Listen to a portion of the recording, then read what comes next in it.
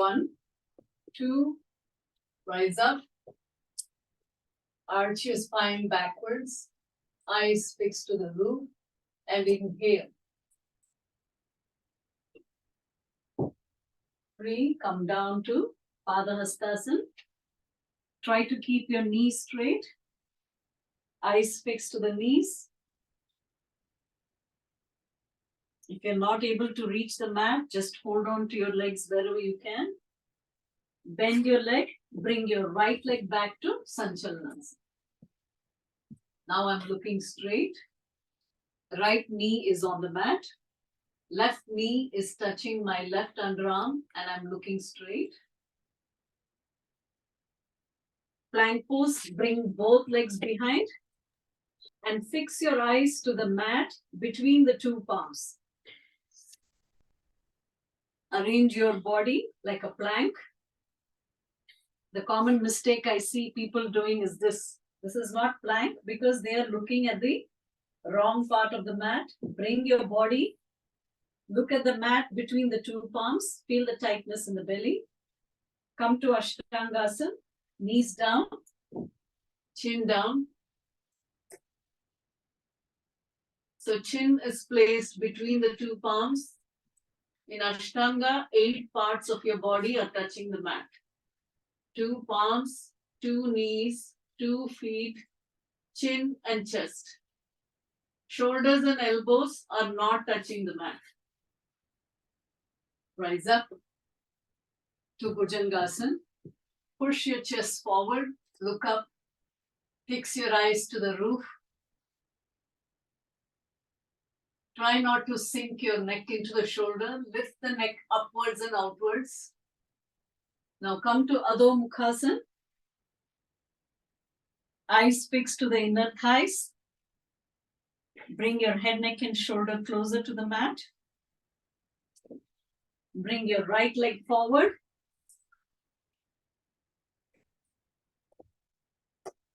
Look straight. Both feet together.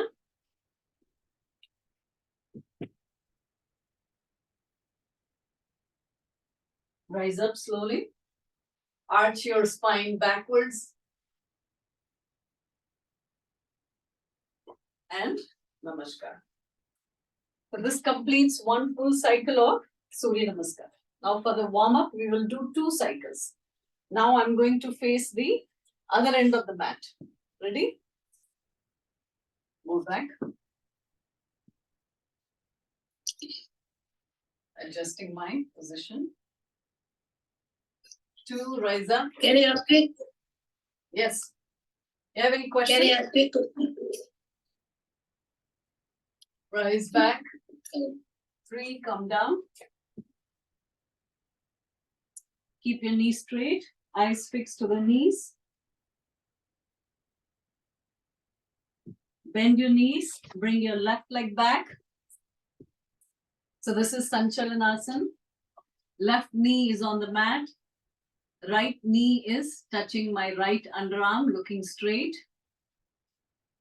Now go to plank pose. Bring both legs behind. Eyes fixed to the mat between the two palms. Feel the tightness in the belly area. Bring your knees down. Bring your chin down to Ashtanga. So in Ashtanga, the shoulders and elbows are not touching the mat. I repeat, shoulders and elbows not touching the mat. Rise up to Bhujangasana. Push your chest forward in front of your elbows. Eyes fixed to the roof. Come down to Adho Mukhasana. Elbows straight, knees straight, eyes fixed to the inner thighs. Try to place the heels on the mat. Left leg comes forward.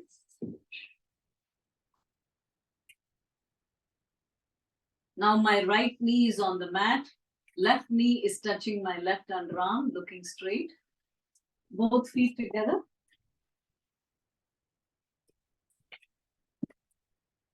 Rise up. Continue breathing normally. Lean backwards. and namaskar. So this completes the warm-up. We will start the discussion on chakras.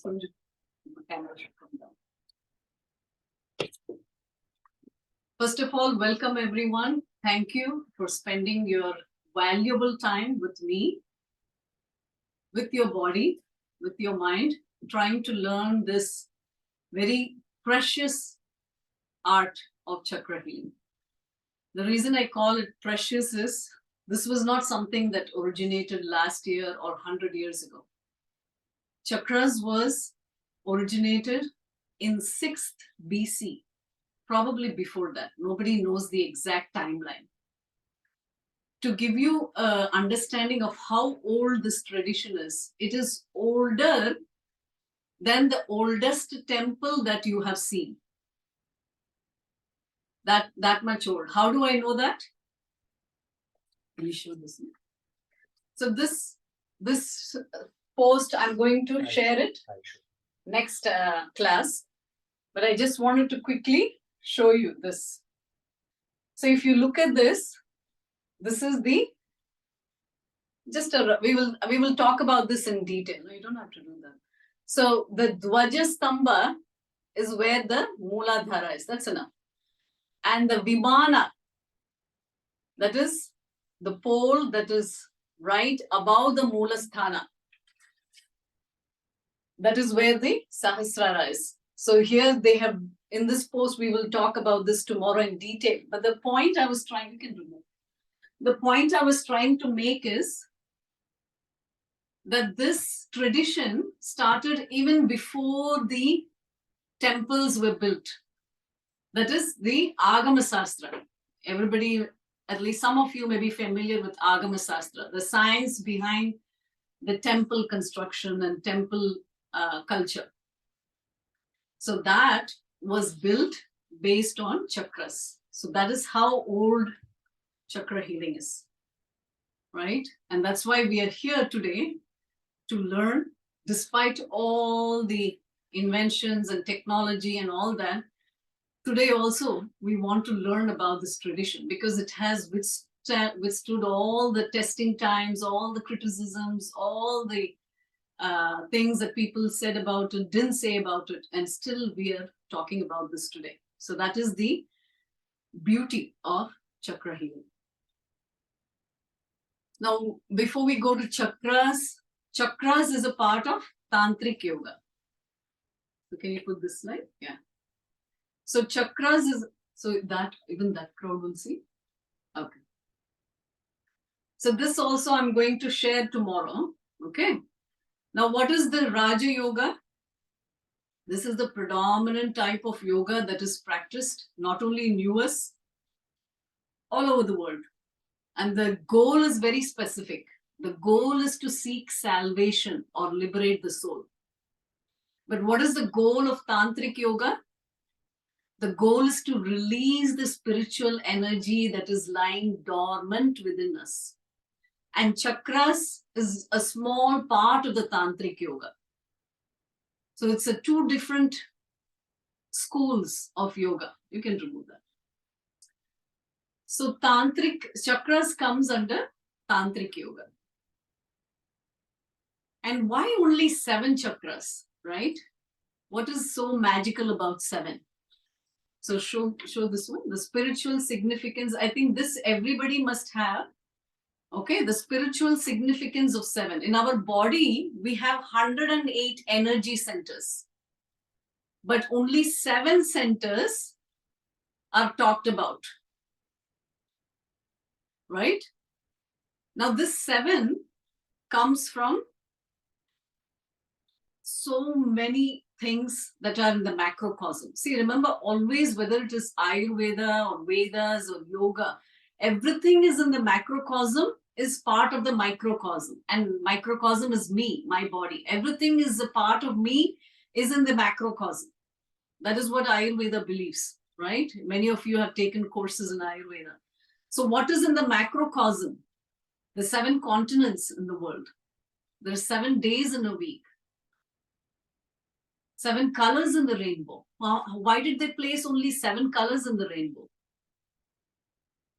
So moon takes 28 days to revolve around planet Earth, 7 times 4. A woman takes 28 days, 7 times 4, to menstruate or complete one whole cycle. Similarly, the woman takes 7 times 40 weeks to complete a whole pregnancy. And none of this has changed in the past thousands of years, right? We have gone past so many years and all of this are still the same.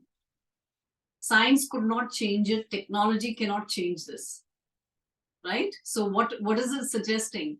That everything in the macrocosm is part of microcosm. And 7 is a very, very special number. So that's why we are talking about the 7 chakras. So we can remove that. Now everyone go to this slide. So the reason why this is so fascinating for me is this picture. So not only the 7 chakras are part of my body, they are also part of my endocrine system.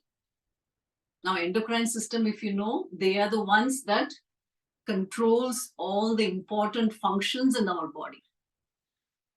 So if you look at this picture, all of you, there is a central light, pale pathway. Can everybody see that? The central pathway. That is called the Sushumna pathway. If you are reading my chakra handbook, I apologize. The Sushumna is spelled wrong. Okay, so I apologize ahead of you. I know a lot of you have bought the books. So please make that correction in the book. The Sushumna spelling is S-U-S-H-U-M-N-A,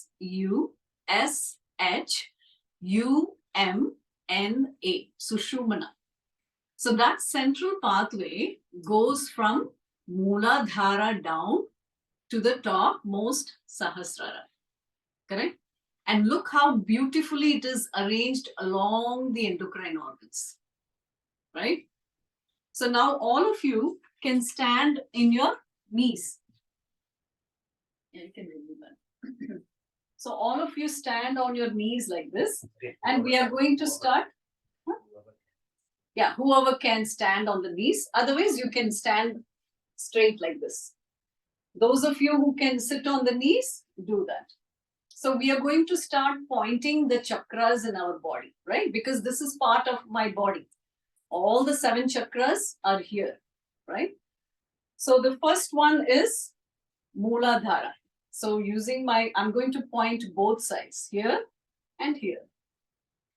So behind it is for women at the level of the anal opening, and for the male, it is at the level of the testicles. So that is the Mooladhara, right? So here, level 1, right? So all of you point these chakras in your body. So this is Mooladhara chakra. Come up here. Right at the level of your hips is the Swadhisthana chakra. The second chakra, the fertility chakra, the sacral chakra. Why is this called sacral? It's at the level of the sacral bone, the hip bone. Why is Mooladhara called Mooladhara? It is the seed. It is Moola, base, Adhara, support. So Sanskrit words are self-explanatory. So this is the root chakra. From here, you go to the sacral chakra at the level of the hips. Then go up at the level of the belly button. Point out here. Manipura chakra. Right? Why Manipura? Mani is gem. And which is the biggest gem in the planet? Sun. And what does sun do? That is the one that is giving us energy. So all the things that we eat is transformed into energy here. So this is the powerhouse of the body. Solar chakra, sun chakra, Manipura. Go up between the chest bone, back, Anahata chakra. Right? Most important, the heart chakra. So from here, Manipura, Swadhisthana, Mooladhara. 3 chakras below.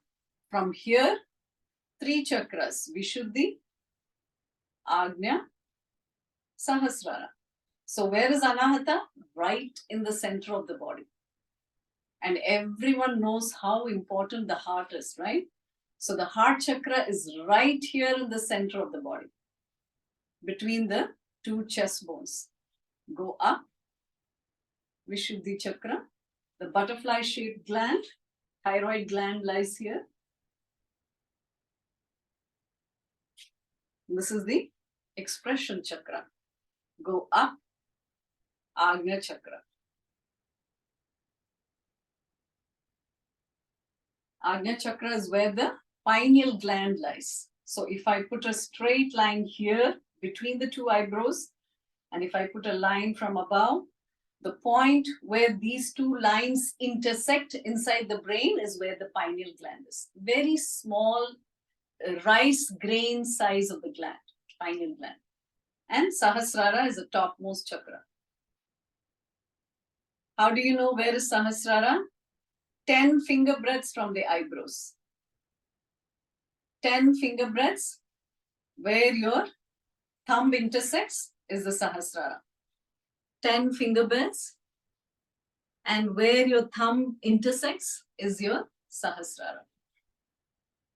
So now that you have pointed out all the chakras in your body, we know the positioning of the chakras. Very clear, no doubt. Okay, so when we work on these chakras, you will start seeing the changes. Now, show me this slide. 7 chakras explained. So here you will see the functionality of every chakra, right? The 7 chakras here. Yeah. So what is Mooladhara producing? Or what is it associated with? Testosterone, the male hormone. So the Moola Adhara, the root support, comes from testosterone. Why? Becomes very simple when you associate this with your father. Everything that you get from your father, your identity, your support, your foundation, your security, everything comes from testosterone.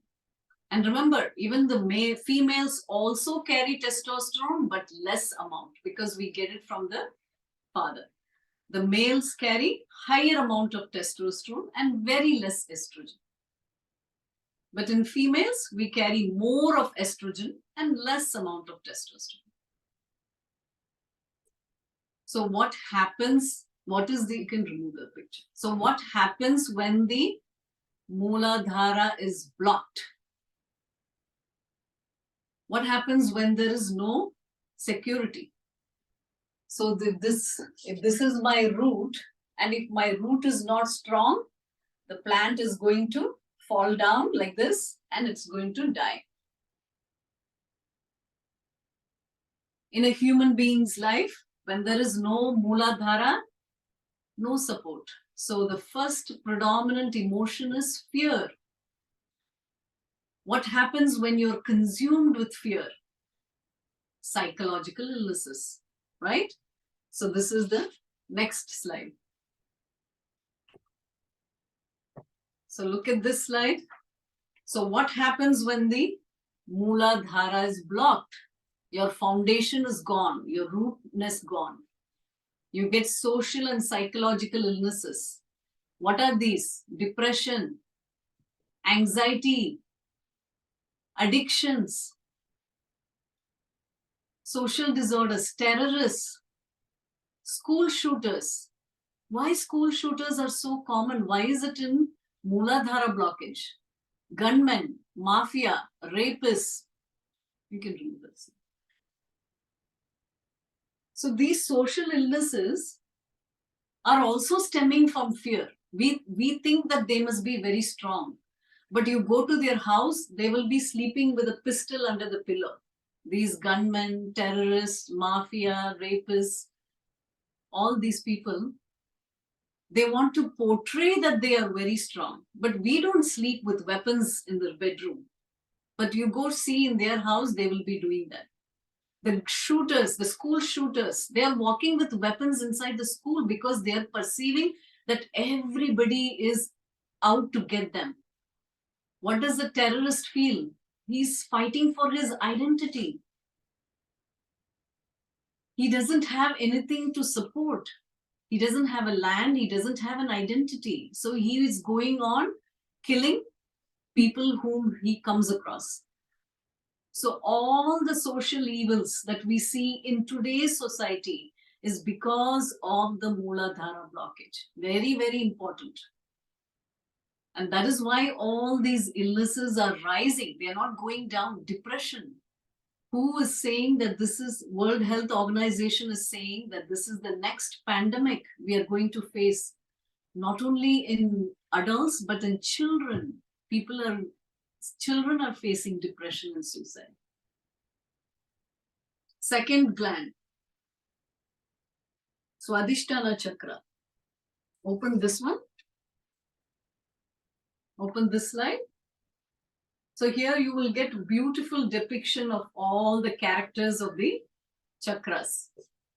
The first one we discussed is security. It is by cobra, the snake, right?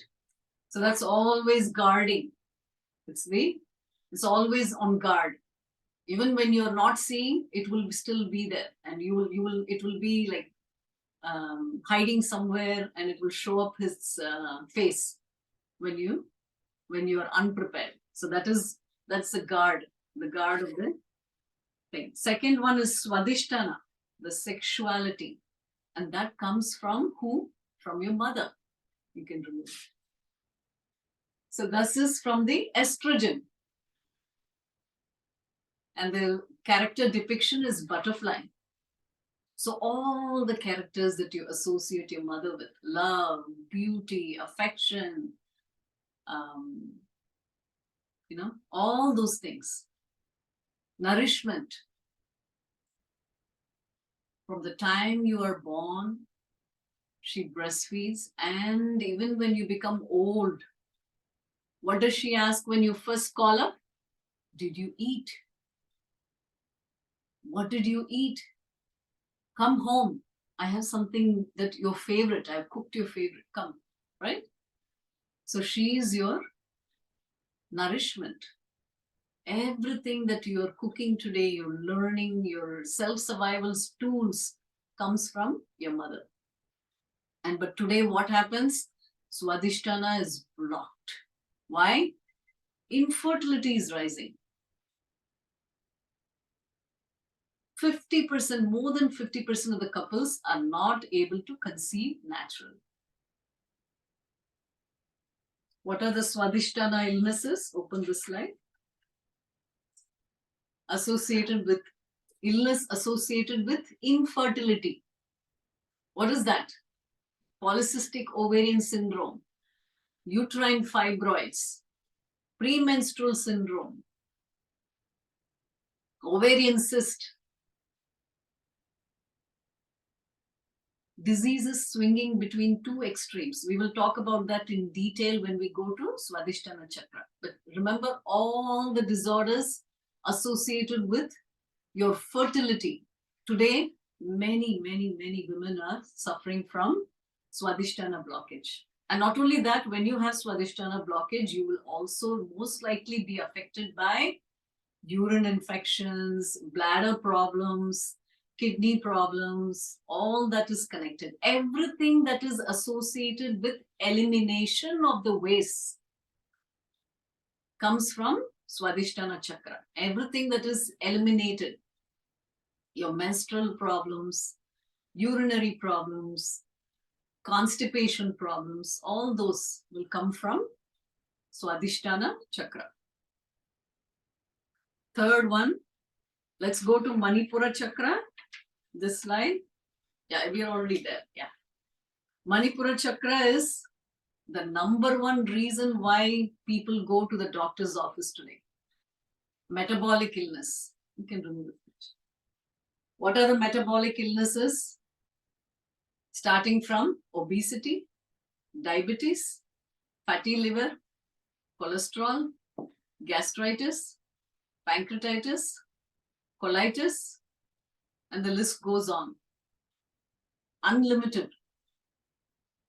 50% of the problems, health-related issues today that are seen in a doctor's office are Manipura Chakra problems.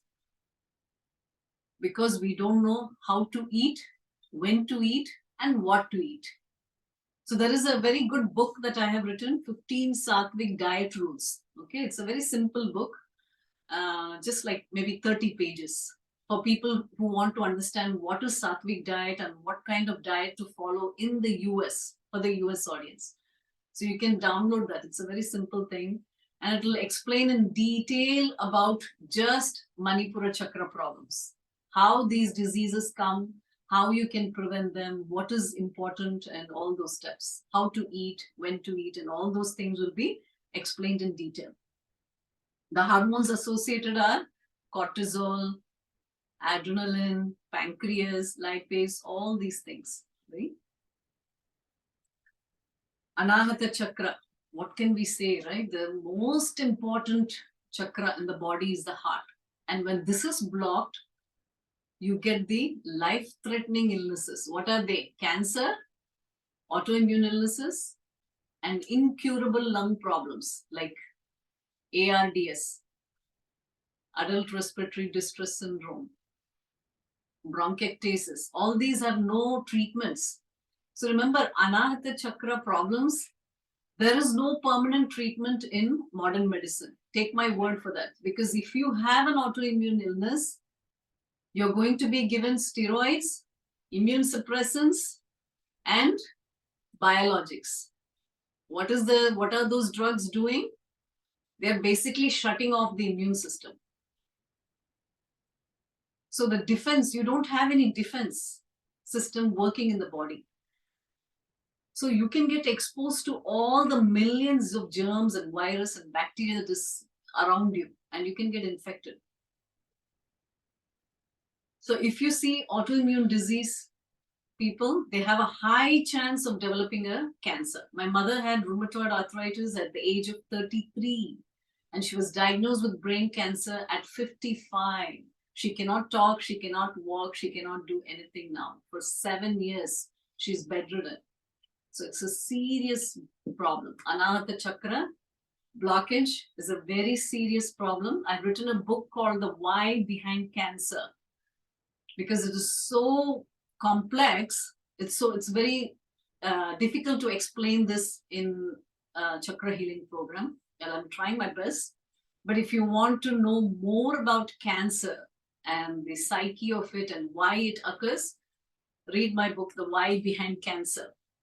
It's available on Amazon. Next, we are going to go to Vishuddhi Chakra. It's associated with thyroid gland, produces thyroxine. Right? Now, in today's world, women have 9 times more often thyroid problems than men. Why? We are all in the same environment. We are eating the same food. We're getting exposed to the same toxins. But why women are getting 9 times more commonly affected by thyroid problems compared to men? We will talk about that when we come to Vishuddhi Chakra. So that is something that we want to highlight. So those are the chakra and the hormone illnesses. Now come to this picture. Get this picture, all of you. Can you put this? So I think all of you must have this, and this is a very important chart. We will be referring this in almost every class. So please have a printout of this. Okay. So I like this picture because it explains the whole of the chakra thing. Yeah, good. So the whole of that is explained in one picture. So what our ancient rishis and maharishis, what they did when they were putting together this chakra system in the tantric yoga, very carefully, they selected the suffix ra, R-A, that denotes everything about tantra. Even tantra is R-A, ra. Chakra, R-A. Mudra, R-A. You see the mudras there? For every chakra, there is a mudra. Mantra, for every chakra, there is a mantra. Lam, Vam, Yam, Hum. For every chakra, there is a yantra, a three-dimensional figure associated with every chakra. So very beautifully, you will not see these things much in Raja Yoga or Karma Yoga or Jnana Yoga. So I know you can do. So in the US, I know they kind of mix everything and they make a khichdi, right? They mix a little bit of Kundalini Yoga, they will mix a little bit of Raja Yoga, they will mix Karma Yoga because they don't know how to differentiate. But our ancestors have done a beautiful job of distinguishing them. And the way they distinguished Tantra is by adding the suffix ra. So whenever you find the suffix ra, Mooladhara, Manipura, the topmost is what? Sahasrara, double ra, because that is the topmost chakra. So the suffix ra denotes anything associated with the tantric system.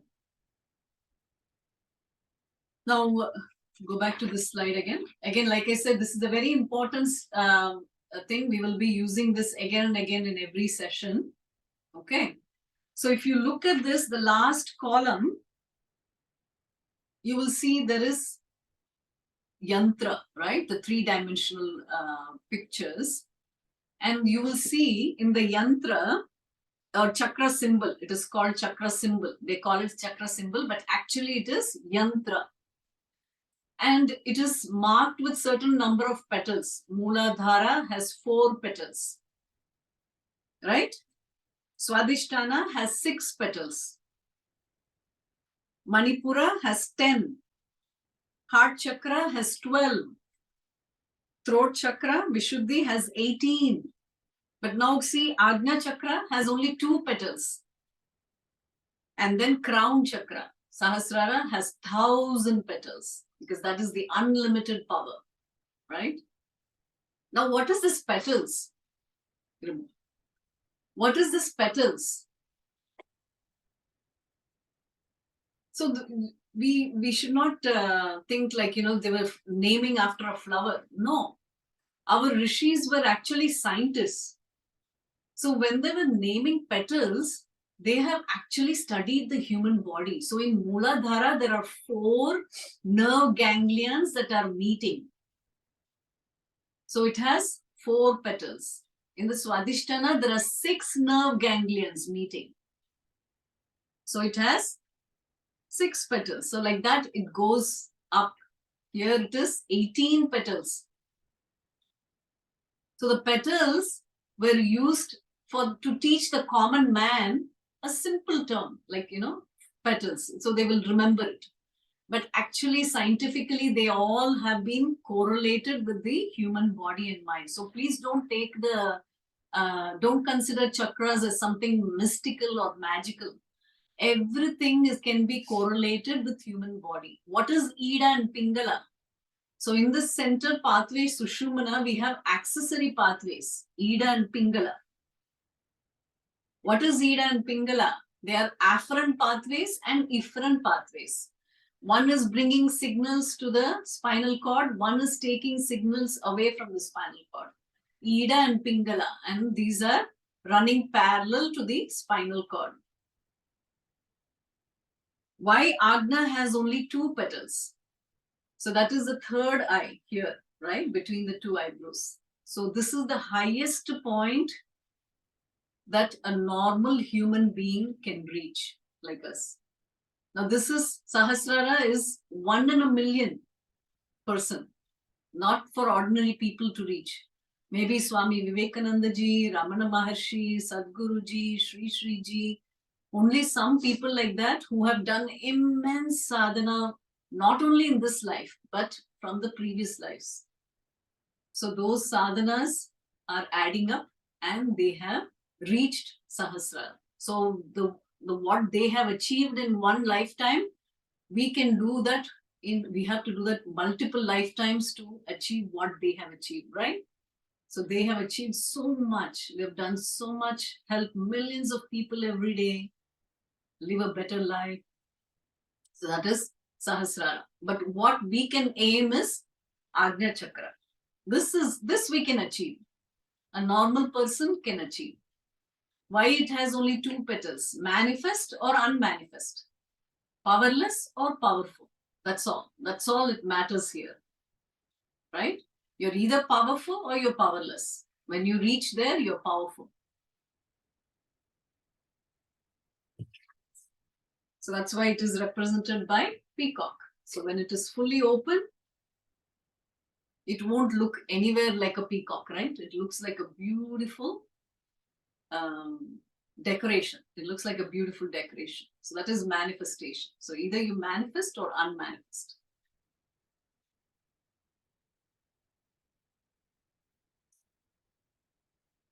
Now take this one, this slide. This also is a very important thing. We are going to use this in every class. Can you show this? Okay. So this will tell you the asanas for every chakra that you can use to unblock. Not only like this, there is separate chart like this for pranayama for every chakra, mudra for every chakra, bandhas for every chakra, mantras for every chakra. But I didn't want to put too many out here and confuse and overwhelm you. So we are going to use just the simple. I think asanas is very simple. Everybody will be familiar with that. So we will do one asana for every chakra just to understand a little better. You can read that. Malasana. Right? Malasana. Very simple. So where is our, how are we sitting?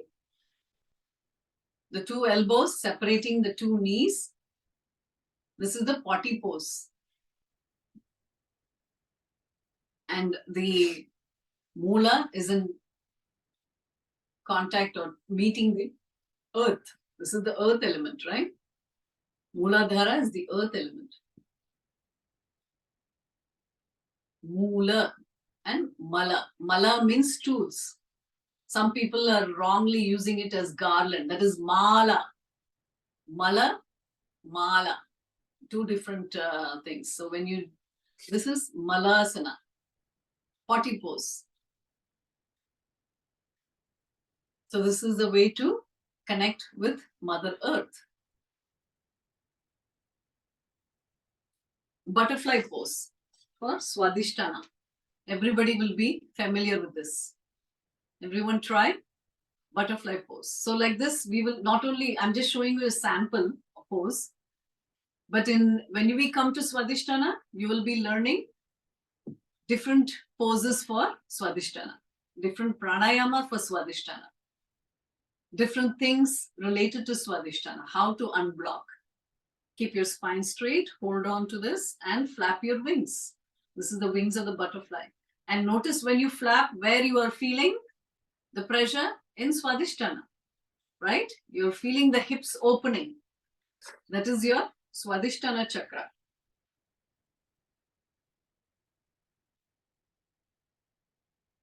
Plank pose for Manipura chakra. Plank pose, where do you feel the tightness? You feel the tightness in the belly button, right? When you are in plank, you feel the tightness, that is Manipura chakra.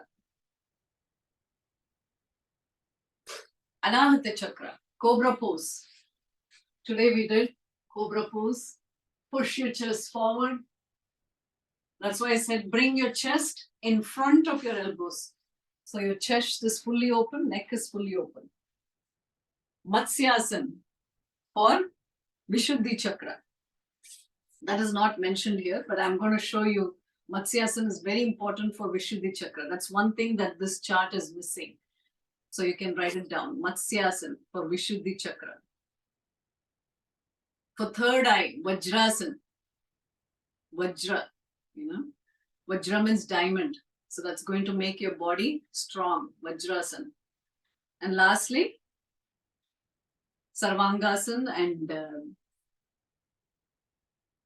rabbit pose and all that. So we will be practicing all this, and I will try to include 1 or 2 simple poses along with 1 or 2 difficult poses. So everybody will be able to understand and everybody will be able to do it. So that's why I showed you a sample of 2 or 3 now, so you can understand how the structure will be. Okay. Then, so those are the, so we will stop here now. I think we will ask, I think a lot of people will have questions. Okay, we will talk about the stages. I forgot to show this slide. This slide, 10 stages, very important.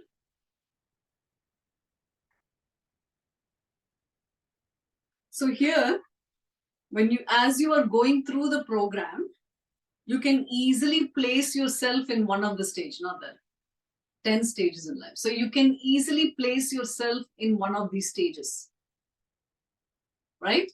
If you're still looking for a partner, or if you're divorced, or if you're having extensive problems in your marriage, then you are stuck in stage 1. So chakra alignment will take you to stage 1 to stage 2. Let's say you have a health issue. You have a very difficult health issues, back-to-back health problems. You're frequently going to the doctor. Then you are stuck in stage 6. Chakra alignment will help you take from stage 6 to stage 7. So I'm not telling this just to make you feel good. I was stuck in stage 1 about 5 years ago. So you might be wondering, oh, she's a doctor, she has a family, why is she stuck in stage 1? That is what happens when you go into depression. I had not ordinary depression, but a bipolar depression, because my mom was diagnosed with cancer, and at the same time I had lost my father too. So I was started on 3 different antidepressants. Totally mind was bogged. Lot of side effects, weight gain, hair loss, thyroid issues, so many problems. So what happens when all those, you're confused, your decision-making ability is gone. And I was very close to divorcing my husband in stage 1. I was in stage 1, can you believe? Before I started chakra healing. Today, I can comfortably say I have stage 9 or stage 10 almost. So that is a change with continuous sadhana. From stage 1 to stage 9 or 10. And my goal is to reach 9, 10. So I want to keep doing this sadhana, keep sharing my knowledge with all of you. Definitely don't give up your practice. Everybody can attain these stages. Now this is the stage in yoga for grihasthas. Remember, the yogis and celibates, they don't marry. So their stages are different. This is for people like us who are in the grihastha phase. That is with family life, marriage, work, children, parents, all those things. So these are the stages that all of us want to attain, right? So chakra alignment will take you from wherever stage you are in to the 10th stage. Can you put the Vivekananda's picture, last picture? So I'm going to end with this beautiful quote from Swami Vivekananda, someone who I totally believe is my spiritual guru. So he says it's wrong to blindly believe anyone, including me. Exercise your own rights and judgment. Practice and see for yourself. When you practice, don't do it half-heartedly to prove someone right or wrong. Do it for your own self and for your own learning, and you will know the benefits of it gradually. So I'll stop here and we can entertain questions. I'm sure a lot of you will have comments, questions to say. If anybody has already typed in questions, you can read out the questions. Tahila ji. Yes. Hello. Yes, yes. Who is this? Who's talking? This is Dr. Gupta. I'm the first one to jump in the question. So I see a lot of patients and mental illness is going up. Yes. In society, like schizophrenia and all that. Yes. You said depression. So I think what I gather from your lecture, they must be in the Muladhara stage, right? Yes. Chakra. Yes. Yeah. But what stage? That stage. Yeah. Mm-hmm. And then they're not able to. Some of the young kids nowadays, they are refusing treatment, medications, and all that. They don't accept the illnesses. So, I mean, with the chakra healing, what can you advise for them? Very, very interesting question. So basically, the question is, how do we address the psychological patients with chakra healing? How do we correct it? Right? Yeah, the number one medication, you said medication, of course, has side effects, but medication work. But then, of course, it's not 100% improvement. I'll tell you what I did. Okay, because that is more truthful. So when I was started on 3 different antidepressants, not 1 but 3. So you can imagine the side effects. I was there on it for 3 years, but even the first 2 months itself, I knew this is not going to work for me. But I did not stop. I went continuously for the medications. I went to see the psychiatrist, kept the appointments. But since I was already into yoga, not as deep as I am now, I kept doing my sadhana, kept reading. And slowly, when I started practicing chakra healing, 5 years ago, I became completely pill-free. And not even a single day I went back to take the meds. I can order my own meds, but I never thought I needed them. But what I did was I never stopped doing my sadhana. So whatever I started 8 years ago, 9 years ago, I kept doing that. And that is what has brought me till here. So I crossed from stage 1 came to stage 6, health and vitality. From stage 6 came to 9. So once you cross those stages, automatically your thoughts change, the vision changes, your goal becomes different. First, my goal was to just keep my marriage and keep my family together. Now my goal is completely different. Now the person who is my Muladhara is my husband. He's the one managing everything here, setting up the phone. Say hi, honey. Hi. Yeah, so he's my Muladhara. So he's like my support, my everything. So that is how life changes from stage 1 to stage 10. So that's the beauty of, but you have to be dedicated, you have to be Narantarya.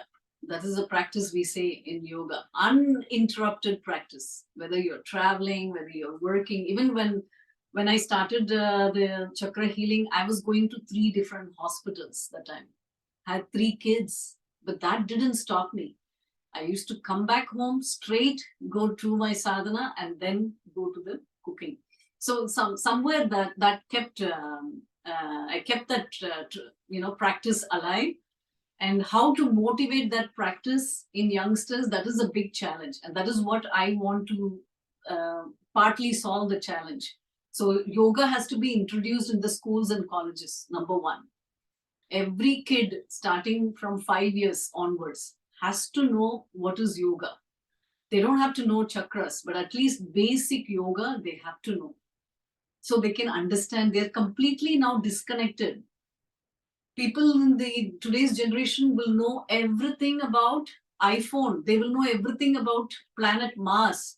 But you ask them about the body and mind, No clue. So no doctor can save you. You have to become responsible, take ownership, and become your healer. That is what chakra healing is about. To give you the ownership, to empower you with that energy. I'll stop here. So there is a question. Yeah. How what's the did name? you stay motivated to keep practicing, especially when you were in a low mood? Yeah, good question. Yeah. How did you? So the question is, how did you keep yourself motivated when you were in that low mood? So I got motivated mostly, I would say, because of excellent books written by Swami Vivekananda. So two big spiritual gurus is Swami Vivekananda and Swami Satyananda Saraswati. I have shared his books multiple times with my students and all that. And also, it's very, how do I say, it may be very hard to believe, but there are something called vasana, impressions of the past lives, right? So whatever sadhana you do in this life, it gets carried to the next life. So somewhere in the past life, I must have done something in yoga because my parents did not teach me yoga. I grew up and studied in a Christian convent in Bangalore. And, so I had no inclination, no understanding of basic yoga. So, but once I started clicking, once I started reading the books, I just got hooked onto it. And next and next and next, I would like when I'm driving to work, I would listen to Audible. So I would finish 2 books in 1 week when I was driving because I was going to multiple hospitals. So it's all about harnessing your energy into one source and not putting it in different things. Like people say when they say no time, they will sit and binge watch series, right? They will say no time, but they will watch something, or they will be spending time in the bar. So those things didn't fascinate me. That was not my thing. So it's all about time allocation and how your sadhana has been, and probably some of the impressions of the past lives it carries on. So it is very good that all of you are here. That means you do have some impression of yoga life in your past life. That's why you are here. Otherwise, why will you be here? You could probably be sitting in a movie theater watching a movie, or you could be in a bar drinking. But you are here today that means you have some vasana or impressions of the past lives that has brought the connection here. So when you talk about connection, right, I will tell you about when we talked about the spiritual significance of 7, right? So I did not know this when I wrote the Chakra Handbook. So somebody else who did my numerology, they just told me my date of birth, 7th month, my birth date, 25, 2 + 5, 7, and my year, 1977. So that person said there is no way you could be doing anything else except chakras. And the first book I wrote was about 7 chakras. So this was destined. So part of it is, I would say, is my previous vasanas, impressions, sadhana, and it was already probably destined. That's why I was born in that birth date. So I'm not a numerology person, but you people can figure it out for yourself. I hope that answers the question. Next one. Anybody else? Sure. Sailaji, namaskar, and namaskar to all the colleagues in the class, some of whom I know from earlier classes. This was a great introduction. My question is, we are on the East Coast, and I'm talking from USA. Yes. And I just had dinner before joining the class. This was the first class. I did not know that we will be doing Surya Namaskar and this poses. Okay. So next time when I want to do actively, what time should I eat something so that I can do this? And what's your name? Sorry, I didn't get your name. I'm Dr. Balwant Arora. I'm a board certified plastic reconstructive cosmetic surgeon. I'm also a hair transplant surgeon. Oh, well. I'm an anti-aging physician, and I'm in Virginia, USA. Welcome. Thank you so much for joining. So I had sent in the Google link. I think Sumedha ji about dinner, having 2 hours prior. Did I put it in that Google group? I think I did, right? Did everybody else get it? Yes. I might have missed it. I Yeah, apologize. that's okay. No problem. So what I had put in the group is to have solid food at least minimum 2 hours before the program, and water maybe 1 hour. Any liquids 1 hour before the program. So that way, your body is. So the main purpose is to be flexible. So when you do upside down or inverted poses, you're not like regurgitating or refluxing something. And also some of the potty poses and all, it will be easy to do. So yeah, 2 hours to 3 hours before the session. Is that a? So my question followed up the same thing. I know he said the food also, but what I'm saying is when you're seeing the lecture, I'm sitting on the chair and on the computer, I can't do the poses. I mean, so that means I should have a laptop and be on the carpet. If I have to do poses, I see. You cannot, but you're physically able to do, right? You're physically able to do. Yeah, I can do it, but Because I'm of on the laptop. chair. Yeah. So what you should do? I'm thinking I just watch you now and then do it. But I do a Surya Namaskar every day anyway. Very good. In the morning. So other thing, my students, what they do. What's your name, dear? What's your name? This is Dr. Gupta Neelam. No, Neelam. So what the other students do? Sometimes they Chromecast on the TV. What? Chromecast. Oh. So it will be on the TV, and you can watch it and do what you want to do. Make sense? Sometimes some of the students do that. Oh, that's nice. Yeah, so you can Chromecast the phone. You know how to Chromecast your phone to the TV? Can you do that? No, I learned it. Yeah. So that will come in big screen, and then you can watch it, and your hands are free. Okay. Yeah. So there is a question. Neelamji, Yes. I just wanted a suggestion. This is Hina Mehta from Maryland. Neelamji, what I did is that I had my laptop on the table and chair, and I'm doing the class, and then I have a mat on the side. So whenever Sailaji is showing something, I just go on the mat and I can still see my screen. So you can have both things side by side. Oh, okay. Okay. Yeah, that's also good. Yeah. What is the other question? The question is, what all does your chakra handbook contain? Can you give a quick summary? Okay, so what does the chakra handbook contain? So it talks about the theoretical aspects of chakras. So you will not find, I'll tell you what you won't find. So you will not find what are the asanas, because those things only we can show here. What are the pranayamas you will not find. You'll probably find the theoretical aspect of chakra. So what is this chakra stand? What is the element of this chakra? How this chakra works? What are the emotional part of the chakras? How it is related to the endocrine glands, how it is related to the nerve plexus. So all the theoretical aspects of the 7 chakras will be explained. So it's a very short book, 90 pages, because I know people are very busy. They want to quickly brush up. Nobody has time to read 1,000 pages. I like to read the big in-depth books. I have shared a lot of books with the audience. Sorry.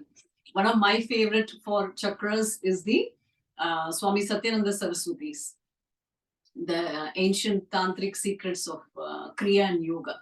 That's a 1,000-page book, so I don't expect all of them to read that.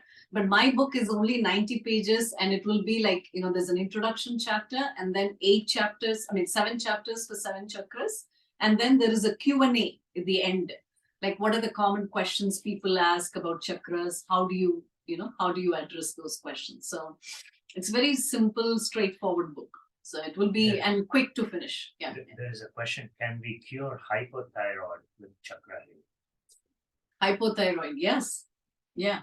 So I will tell you that story also. So when I was taking antidepressants, I was during the second year, I was diagnosed with 4 thyroid nodules in my thyroid. I started becoming hypothyroid. And the endocrinologist said that I have to biopsy it. As per the recommendations, if the nodules are 1 centimeter and above, you have to biopsy it. So by then I was really deep into my sadhana and I knew this was from the antidepressants. So then within the next 1 year, I had completely tapered. And then all this is all under the recommendation of the psychiatrist. And I did not go for the biopsy. And once everything was stopped, and then the following year, after 2 years, when I went back for a repeat ultrasound of the thyroid, the nodules had shrunken. So after that, I did not check again. I should go back and check. But I've been checking my blood test and they've been good. They've been okay. So yes, thyroid, but again, the people don't consistently follow. That is the problem. So they will do for like 1 month, they will do for maximum 6 months. And then, they get caught with life, they get busy, and or they jump to another class. So, they get busy. So that's the thing. But if you're consistently doing, there are 5 steps to yoga bhyasa, right? We don't call it exercise. We call it yoga bhyasa or sadhana. Sadhana is something that we should do as part of your lifestyle, like eating, going to toilet, sleeping. I don't say today I don't feel like going to toilet, I won't do it. No. So yoga is like that for me. I've never got up and said today I don't feel like doing yoga. No, that has never happened to me in the past so many years that I've been practicing. So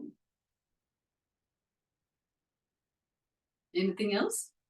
Anybody else? So what's the name of your book? Oh, yeah, I had shared the link. It's called Chakra Handbook on Amazon. Chakra Handbook. If you search Chakra Handbook by Dr. Sahila, yeah. And I think somebody's typing the answer for you. So just check that. I have shared the link also.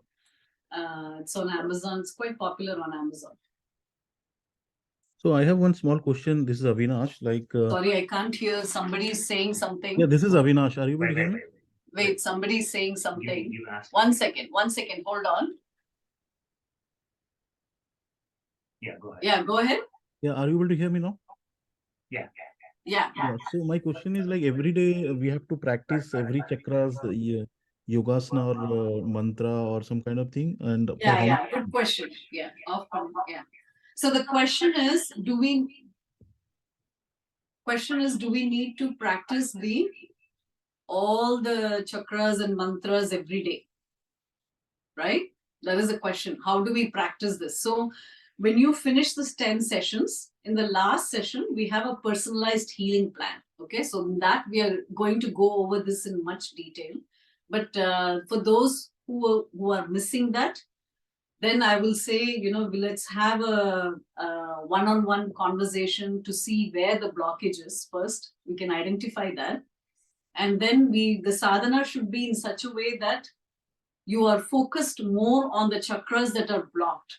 So every day you do Surya Namaskar, every day you do meditation, but the asanas and pranayamas and all that should be geared towards that particular chakra that you are focused on.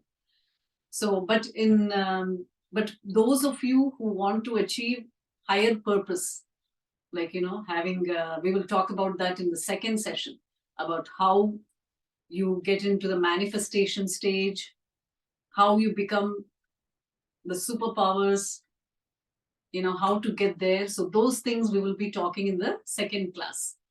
And what role chakra plays in today's world, how you can heal from these illnesses. Because if you see, all these illnesses are very common. Whatever illnesses we spoke about, these are what we are facing every day. Even as a doctor, this is what we are facing every day.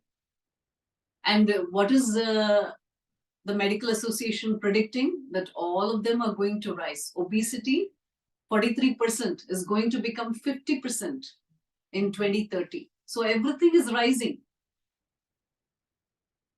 All the diseases, if they are rising, then what is the purpose of treatment, right? So I'll stop here. Anybody else? I think somebody's typing a question. How do you consult privately? You can tell them to go to wellness. Yeah, it's in the website. It's in my website where there is a private consultation. So we can talk over the phone, or we can do a video chat like this, like what we are doing. And, we can talk about history. A lot of it, remember, Mooladhara is not only from this life, but a lot of it from impressions of the past life also. That is Mooladhara illnesses. So they're asking if recordings will be made available. Yes, all the recordings will be made available. Yes, yes, Even all the then, recordings will be made available. Yes, so you can practice. And anybody else? Any questions? Hello, Yes, yes. I'm Janaki Viswanathan. Hi, hi, Johnny. Um, Hi, Janaki. Actually, nowadays, a lot of I am already 80 years old, so I cannot sit and do any of the asanas that what you were saying. But I was learning the chair yoga. That is, we will sit in the chair itself, and they will be telling the pose and also I was doing. Yeah. But nowadays, a lot of nerve pinch they are saying. That is from the same spinal cord. Uh-huh. A nerve is pinched, so your leg is not able. You are not able to take out your leg and go like that, and you are getting all sorts of diseases due to the spinal cords and nerve pinch, sciatica, even that. Yes. So for that they go for the they go for the chiropractic or this physiotherapy or some steroids and whatnot. I hate the steroids and also the antibiotics. Yes, yes. Tell me about that. Yes, When yes. the chakra healing by these chakras, Uh-huh. healing the chakras, will be able to really control this nerve pinch by Yeah. regular sadhana, as you say. Sure, sure. So just to address your point, next class I will be showing Surya Namaskar on the chair. Okay. So I know a lot of people Okay. have a problem with the mat. So just to show you, see, this is Yes. yeah, all the That 12 will be steps. better. Yeah. So this is the chair. I teach this also for my students. There is Okay. low intensity yoga that I conduct, and this is the chair I recommend. Okay, so this is a very Okay. lightweight plastic chair. If Lightweight. anybody wants the Yeah. link on Amazon, I can share it. So you can buy it and keep it ready for the next session. And we will do one cycle using chair and one cycle using mat. So that way you can pick both. You can practice both. Okay. Okay. Okay, that will That be is- great. Yeah, Great. because I get that question a lot. Like people who cannot sit on the floor, how do we practice Yeah. this? That's number one. Number two, if you are not able to do complex poses, that's okay. I don't know, for some reason, the myth is that you're a very intelligent yogi if you do very complex poses. No need, not necessary at all. If you do even simple pranayama and meditation, that is also good. So pranayama is a bridge for asana and meditation. So our rishis have found this excellent tool, because what is tough to teach is meditation, right? You cannot teach that. That has to come from within. Asanas you can teach. It's easy to teach. But pranayama you can easily do by sitting on the chair. Okay, so you can practice all of the sessions that we are doing by starting chair yoga, Surya Namaskar, then doing pranayama on the chair, mudras, mantras, everything. I would say 75% of everything what we do, you can achieve sitting on the chair. Now coming to your next question, the nerve pinch, nerve pain and all those back pain, you will not believe the number one cause for disability in the US is back pain. And where are all the chakras located? In the back. So what is the number one cause? Back pain, joint pain, headaches. These are the most frequent causes, right? Of where is all that lying? In the region of chakras. So that is where the toxin gets accumulated. Ama. In Ayurveda, we call ama, right? AMA. Yeah, so that is where the toxin gets accumulated in these points. And all the time people complain of sciatica, neck pain, headaches, spasms, joint pain. All of this is because of excessive ama accumulation. And that the best way to remove the ama is asanas, pranayama, and meditation. So all that you will be learning for specific chakra in the upcoming classes. Very good, excellent, excellent. Thank you. And one more thing. Yeah. I am myself a grandmaster of this Reiki. Reiki I have wonderful. learned, and Wonderful. Yeah. so is there any connection for this chakra healing and Reiki? So Yes, Reiki, because in Reiki, most clean up the chakras, and then only we start giving the energy, energy healing. Yeah. So So Reiki is there a connection? Yeah, yeah. So you are using the same chakra points, but the Reiki healer is you need a Reiki healer to do it on somebody, right? But here in chakra healing, what I'm teaching is like for your self healing, for yourself. Yeah. So that is the difference. And of course, we are going into the depth of the chakras, right? So it's even pranic healing. Even pranic healing, we use chakras, right? Yeah. So all those we use chakras, but here in this concept, if you see, chakra healing is part of tantric yoga, and this is, you should consider this as an undergraduate level. The PhD level of tantric yoga is Kundalini yoga. You get it? So what we are doing here is chakra healing, chakra unblocking, chakra alignment, and then Kundalini yoga. You got it? So that's why I don't call this Kundalini yoga, because we are very far from that. This is just a graduate level of chakras. So once the chakras are aligned, unblocked, healed, then only the Sushru, the central pathway, will clear and the Kundalini will rise. So we will talk about that much detail in the second session. I'll tell you how the Kundalini rises, how you will feel, what is the symptoms, how you manifest. All that we will talk in the second session. Hello, Dr. Sahila. Thank you so much. Hello, Dr. Sahila. This is Poonam Joshi here. I have a question, a follow-up question on Janaki ji's question. Yeah, sure. You said that you can use this chakra healing to heal the nerves that are pinched. Well, if there is a carpal tunnel syndrome or ulnar tunnel syndrome like things, where the physics of the body, the bone structure changes, where you are pinching because of the outgrowth or some deformity in the bone, usually you have no choice but to go to the surgeon. And under those circumstances, that pinch, you are saying we can solve that with the chakra healing?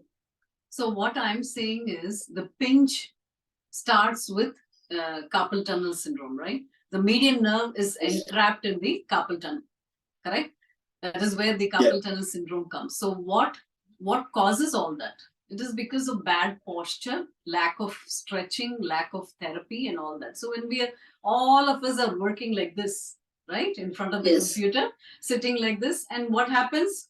Our wrist is not flexible, elbows is not flexible, shoulder is stiff. The whole thing, the entire median nerve running from here to here is pinched. And when you keep doing that, when you ignore that, what happens? It becomes worse and worse, and then the plexuses get blocked, the neck pain gets worse, and then you end up going to the surgeon. So what I'm saying is, don't ignore the first signs. Even when you feel the slight pinch or the first sign itself, you have to become alert and say, okay, something is wrong.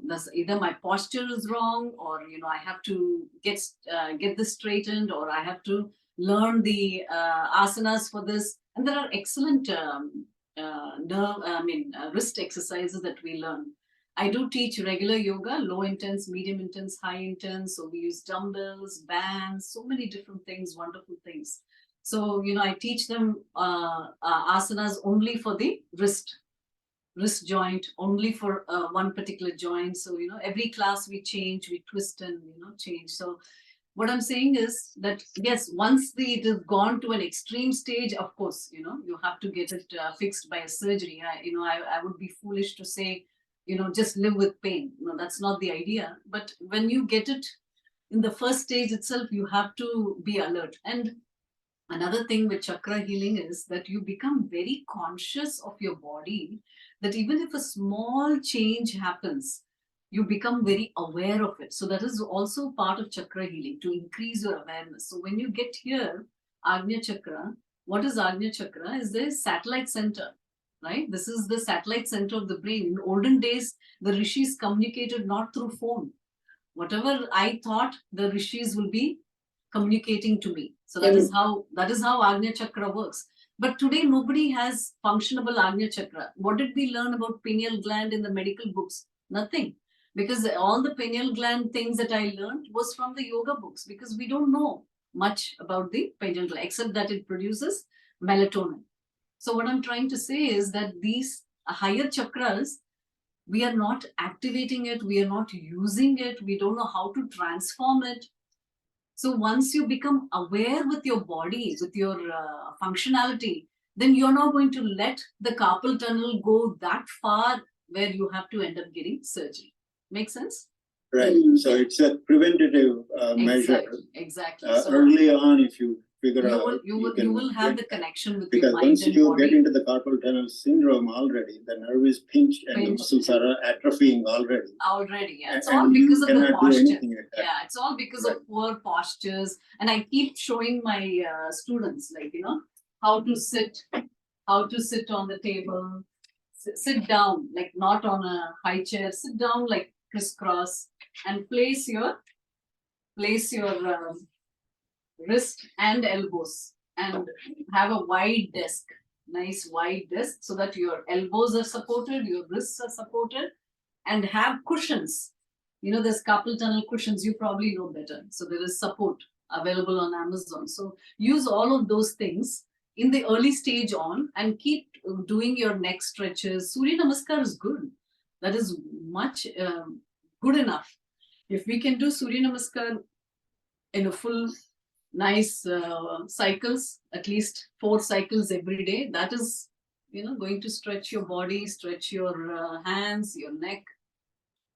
That's good enough. In case of sciatica, it's because of the discs atrophying for whatever reason, and the vertebrae become closer, so then the nerves get pinched. Yes. But how do you figure that before it happens?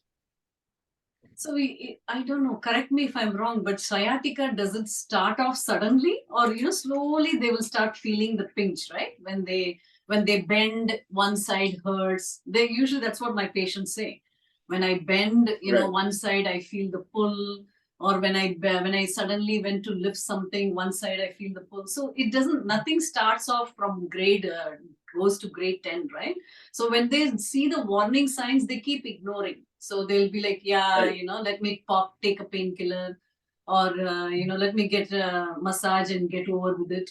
But they're not doing anything active beyond that. So that is the main problem. So anybody else? In that case, also, you early on, if you figure that out, you Yeah, have an yeah, opportunity everything, to fix it. And beforehand. that is the whole point of doing the sadhana, to become mentally aware of your mind and body. We will be talking more about that in the second session, how you become aware of your body and everything. What is that? What's the other question? Sorry, somebody else is asking a question. Yeah. That's it? Okay. Anybody else? Thank you. Yeah, thank you so much. So, Yes. this is Neelam. Thank you so much. I mean, as a practicing physician, Yeah, welcome. patient comes with carpal tunnel. I mean, like in the modern world and in modern days, like the way we practice, we don't have time to explain them chakras and all that. Yes. So, Yeah. would you refer to Totally. would you refer Totally. to No, that that is the main reason I left mainstream medicine and came here, right? See, once I understood the power of it, and once I became pill-free, I wrote the book, Chakra Handbook. And that time when I left my job, you will not believe, my friends laughed at me. My boss thought that within 3 months I'll come back. She's so used to getting a paycheck. Why? And they all laughed. They said, who's going to come and learn yoga from you? But that is what your Agnya Chakra builds. It builds your vision. And from then I had set my goal very clear. And that's okay. What they want to talk, what others want to talk, that's okay. But when you set your vision, and you have to, it cannot be a stereotypical job, if that's what you're asking. How can I teach chakra healing to my patient? It's impossible, right? Because you have only 20 minutes per patient encounter. and you cannot even build that.